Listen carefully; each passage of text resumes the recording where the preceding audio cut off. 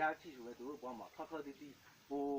ကျုပ်ပဲတန်းတာပေါ့ပဲဒီကနေ့ပတ်ဝန်းကျင်ရှင်တွေကတော့ကျွန်တော်အများကြီးလေးလာခဲ့အခုစီစုနဲ့တခုလို့ကျွန်တော်ဖြစ်တော်ရတဲ့စီစုနဲ့တခုလုံးခါမှကျွန်တော်ကဟိုတဘုံမညီနဲ့တဘုံညီနဲ့အင်ထုံကိုဟိုလူရှင်တဲ့အတွက်ကြောင့်မကျွန်တော်အခု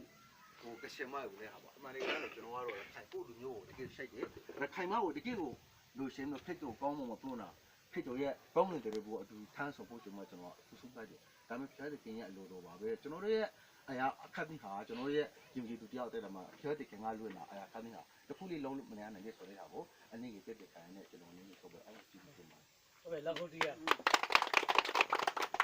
တယ်ဟုတ်ပြီကိုကခုနပြောတယ်အလုံးရှိပြီးတော့လေကျွန်တော်ခေါ်ရဲဘဘီမှာရှိရဲအရီရောဟောမှာရှိရဲမာရီကိုနေပရာဒခံသူစားပဲယူခရခလေးဆိုတော့ကောင်းတဲ့ပတ်သက်ပြီးနည်းနည်းဒါပြီး proper သက်သေခံပြီးပါအောင်လို့ကျွန်တော်အခုတောင်းတော့ဖြစ်လာဆိုဖတ်ပါတယ်လို့သူအလုံးရှိတော့ ਨੇ အခု brand ဟို Friday ကျွန်တော်ကျေးဇူးများကြီးတောင်းပါတယ်လို့လာတော့ဒီအားနောက်မကွာကြီးလာလဲလာကြည့်ပါနာကျွန်တော်ကဒီအခုရခိုင်ဒီဟိုစာပနာပါရခိုင်သာသနာကိုဒီလိုဥဆောင်လာလို့ဒီဆိုတာတွေက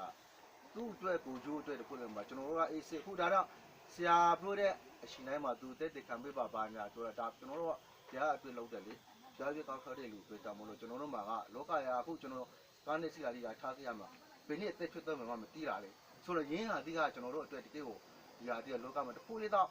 အားကိုးစရာတခုရှိရမလို့ညကိုးစရာတခုလေးမလို့အဓိကခုနကကျွန်တော်တို့အားဖြင့်အရီမာယောဘာဒီကဟောပဲဒီခစ်တို့ရချိလို့ပဲကျွန်တော်တို့ဘဝမှာတန်ဖို့မဖြတ်နိုင်တဲ့တော့မှက